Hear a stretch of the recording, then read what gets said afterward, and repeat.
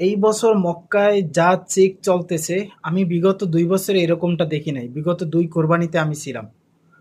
আমার এই কোরবানি নিয়ে ৩ নাম্বার কোরবানি সৌদি আরবে হবে ইনশাআল্লাহ। কিন্তু আমি এরকম চেক আমি কোথাও দেখি নাই। মানে মক্কায় আর আগে কখনো দেখি নাই। আমি যখন ১ম বছর আসছি তখন সেরকম কোনো চেক ছিল না। ২য় বছর মোটামুটি চেক শুরু হইছে।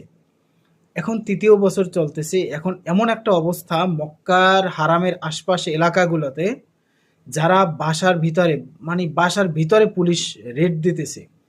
একদম যাদের বাসা আটকানো তাদের বাসা ভাইঙ্গে তারপরে পুলিশ ঢুকতেছে। এবং যাদের আকামা মক্কার বাইরে যারা মক্কার বাইরের বাসিন্দা, অন্যান্য শহরের বাসিন্দা, তাদেরকে জেদ্দা নিয়ে রাইখা আসতেছে। যথেষ্ট হয়রানির শিকার হওয়া লাগবে, যথেষ্ট সমস্যার সম্মুখীন হওয়া লাগবে। সুতরাং যারা মক্কার বাইরের বাসিন্দা আছেন, দ্রুত মক্কা ত্যাগ করেন।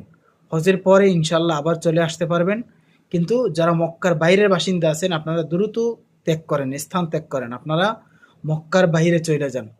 সৌদি সরকার নিয়ম করছে যে বিনা অনুমতিতে হজ করা যাবে না, এবং সেই লক্ষ্যে যারা মক্কার বাইরের বাসিন্দা যাদের হজ পারমিট নাই তাদেরকে মক্কায় আটক করতেছে এবং তাদেরকে দূরে জেদ্দা তারপর বিভিন্ন জায়গায় এরকম নিয়ে রাইখে আসতেছে।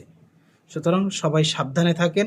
যাদের পারমিট নাই তারা হজ করার চিন্তা ভাবনাও করেন না, কারণ আপনি পারমিট ছাড়া হজ করলে আমার মনে হয় না সেটা কবুলও হবে, কারণ আপনি এই গভর্নমেন্টের মানে গভর্নমেন্টকে ফাঁকি দিয়ে তারপরে আপনি হজ করতে পারবেন না, এটাই আমার জানা।